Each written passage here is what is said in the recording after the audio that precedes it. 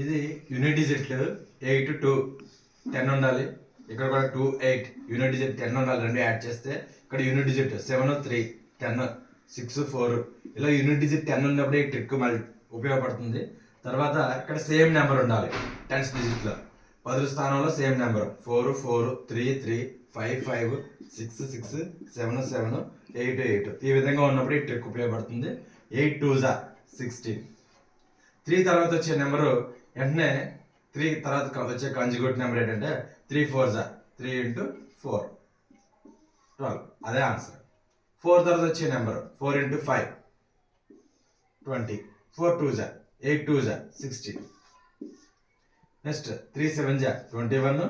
5 తర్వాత వచ్చే నెంబర్ 5 6 30. 4 6 24. 6 తర్వాత వచ్చే నెంబర్ 6 7 42. ఈ రెండుకి ఆన్సర్ కామెంట్ చేయండి.